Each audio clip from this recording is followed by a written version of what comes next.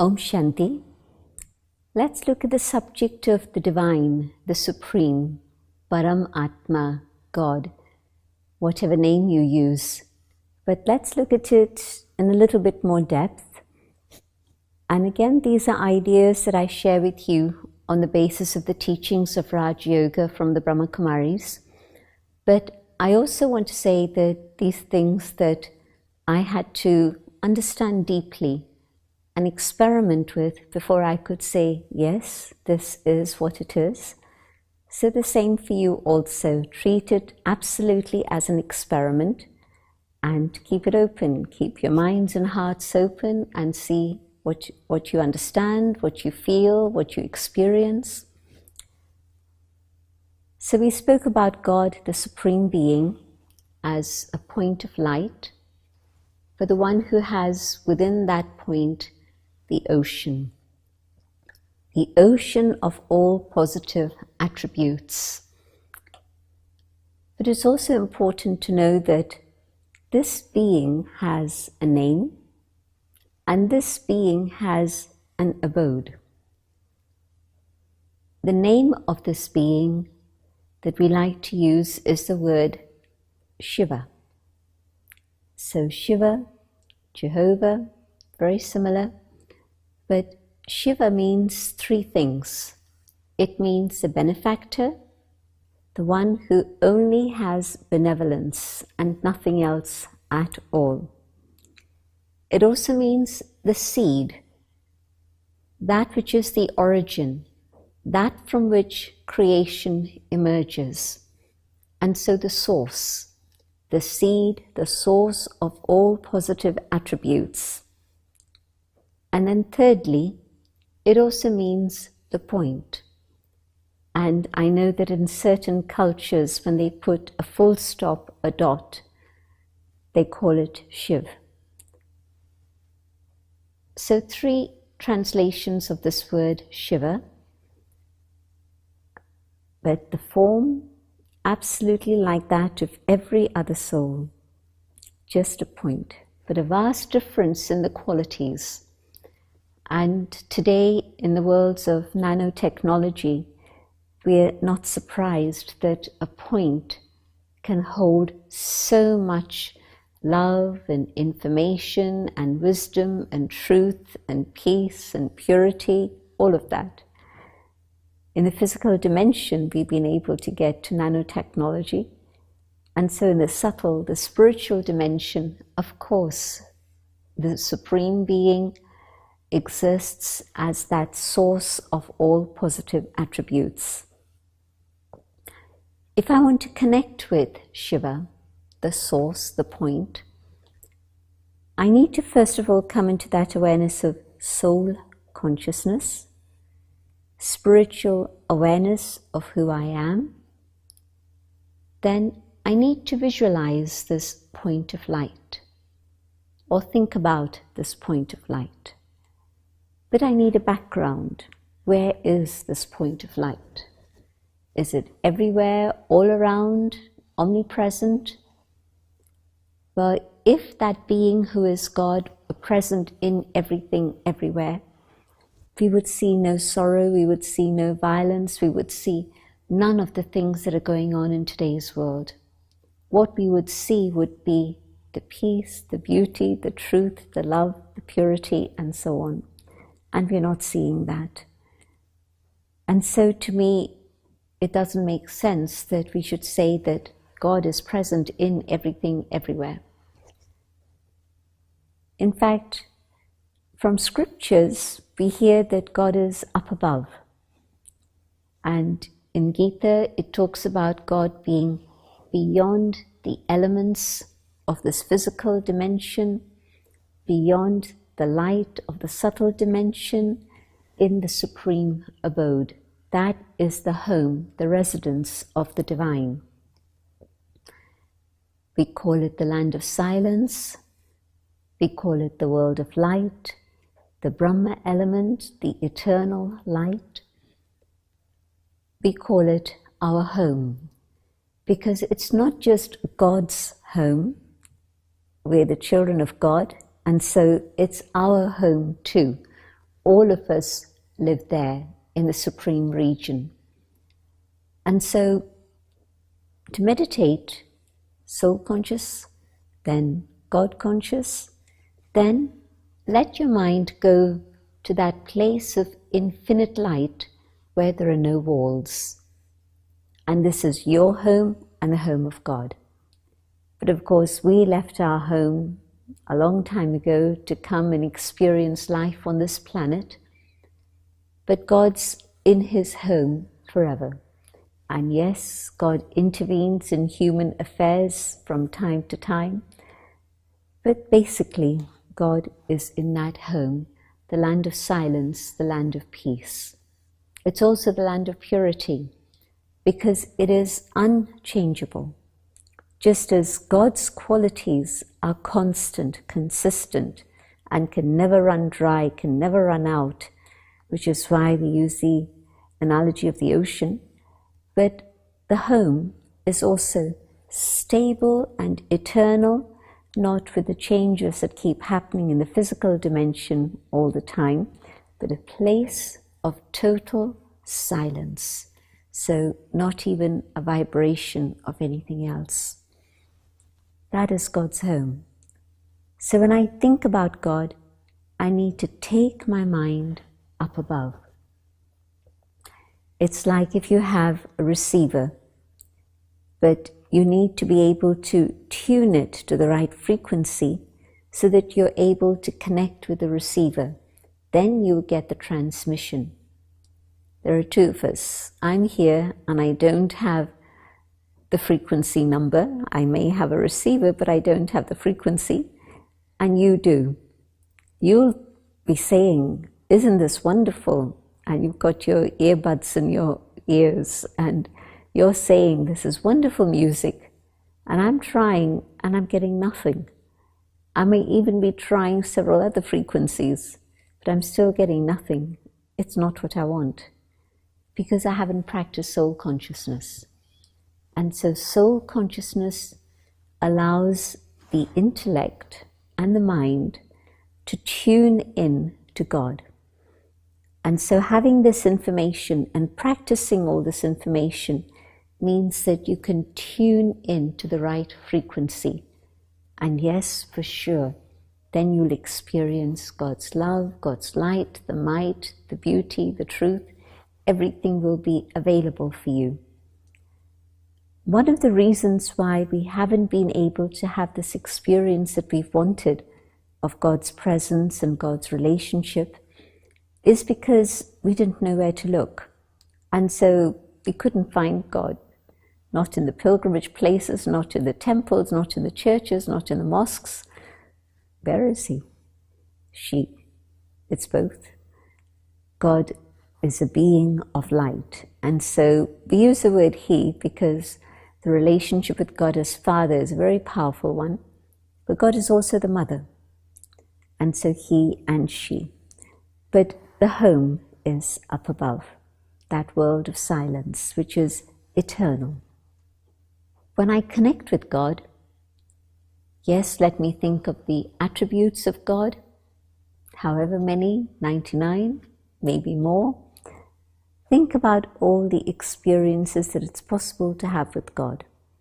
Not just the regular traditional ones, but think about God as the laundryman, the one who comes to wash the dirty clothes. Think of God as the gardener, coming to change you from a thorn into a flower. A jeweler, the one who's able to transform that which is gross into that which is divine. An alchemist who's able to transform a rough stone and make it into gold and even beyond a diamond. So many different things that you can experiment with, but in particular, I would recommend you try 5 different relationships with the divine. And the first, the mother, the one who's able to give you unconditional love. I may have ignored God, I may have defamed God, I may have rejected God. But God does not reject me. God still opens up love and embraces me. If I choose to return to God, God is there waiting for me. Unconditional love, non-judgmental love, the love of the mother that doesn't see the dusty nature of the child and the clothes, but just picks up the child and then cleans the child to make the child more comfortable and well. And so the mother who cleanses me with her love, the mother who empowers me with her love, makes me aware that there are things I need to do in life that I did not even imagine were possible for myself, to allow my own highest potential to emerge, and also to be able to inspire others to do the same. The Father who has a property, an inheritance to give to me. God is not physical. God is a subtle being of light. So God does not give me physical land and physical houses, but what God does give me is a very special property that everyone in the world is now looking for: happiness.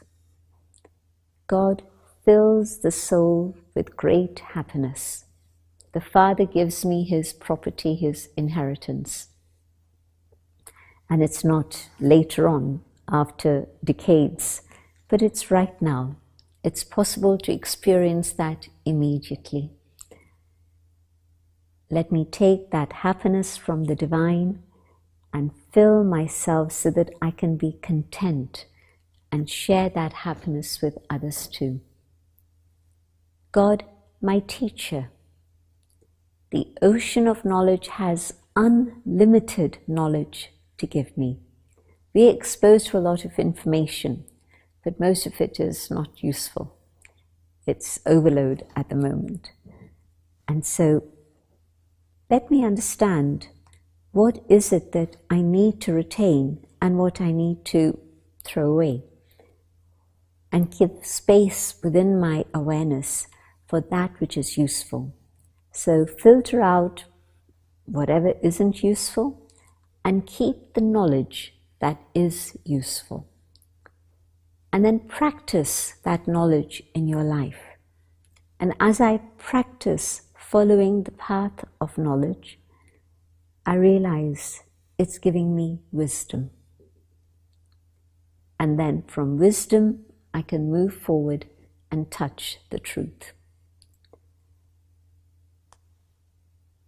The next, God is my guide, my guru, the Satguru, the one who can lead me to my destination. And my destination is my home, liberation, but also my destination is liberation in life, heaven. Strange concepts for some maybe, but mukti, jivan mukti, liberation and liberation in life. These are the gifts that wait for us, for every individual, when we follow the teachings, the instructions of the Satguru, of the guide. The guide wants to take me there, but my mind wants to go here, then it's my choice. But if I choose to follow God's instructions, then the Satguru leads me to salvation, leads me to heaven, and it's not a heaven that's for a few. Heaven is the whole world, and we can all experience it and prepare ourselves for it, but we need to prepare. So the Satguru gives me teachings and instructions to be able to uplift me, and through that I'm able to move further beyond the physical dimension to liberation. God is also my friend. Try talking to God through the day. Rather than lifting your device and calling a human being, can I talk to God inside? Don't need a phone. I can just have pure thoughts of love, and the conversation, the dialogue with God can begin. And in that state, yes, I'll be able to experience the closeness, the companionship, the friendship of the one who can be with me constantly. And so experiment with that and experience God in all the different forms. Let's have a few minutes in which we take this up as our next experiment. And I hope you're continuing with all the other experiments we've been suggesting. But let's take this up now.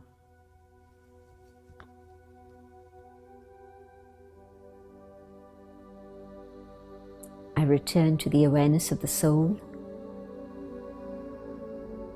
And in this awareness, I connect with the divine.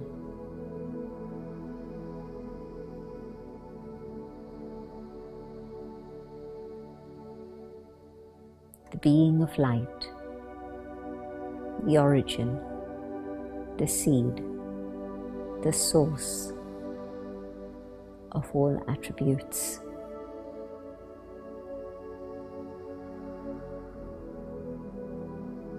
God, my mother, welcomes me with love, and I find myself surrounded by waves and waves of love.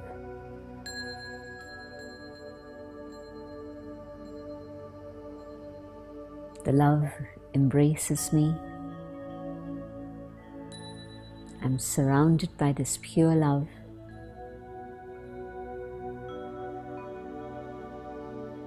This love protects me.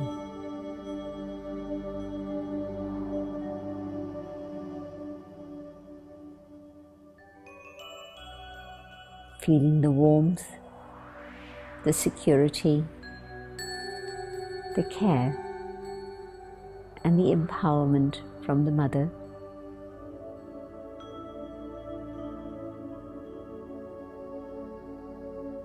I decide to move to the father.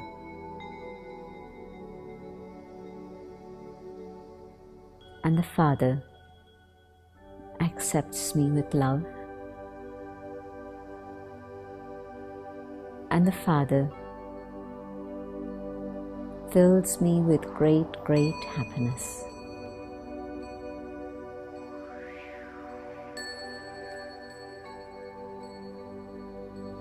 The Father inspires happiness in my heart.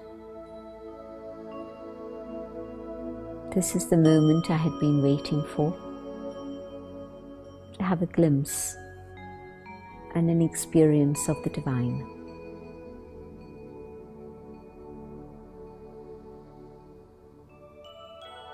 Surrounded by love, filled with eternal happiness.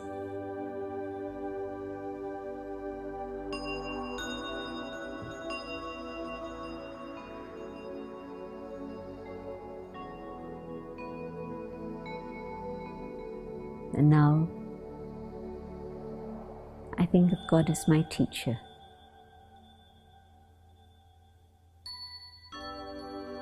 From the ocean of knowledge, I learn about myself, I learn about God,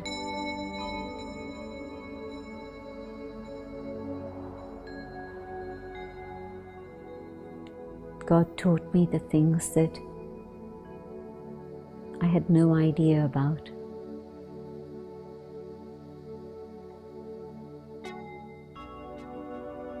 God revealed Himself to me so that I understand who He is and what it is He does. My teacher has been explaining so many amazing secrets that my intellect has really opened.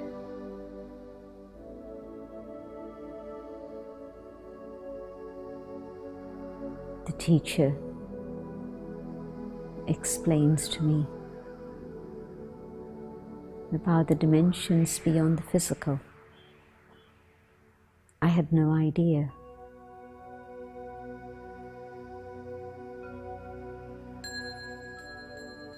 My teacher prepares me to live a good life based on high levels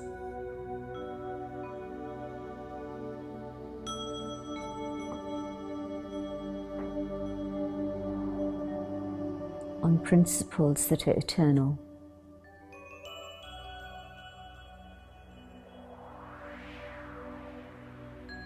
I come to the Satguru.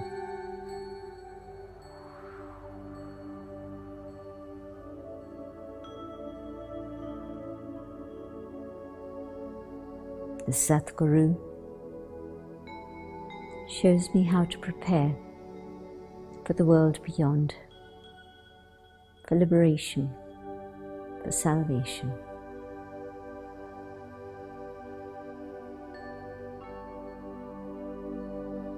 My friend offers company, companionship, friendship.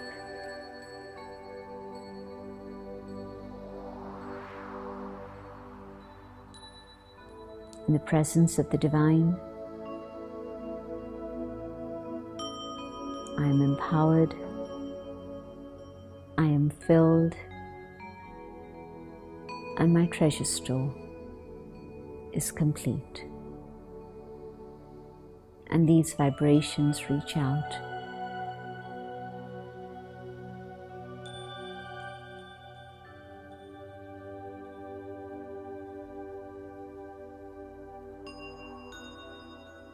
Om Shanti.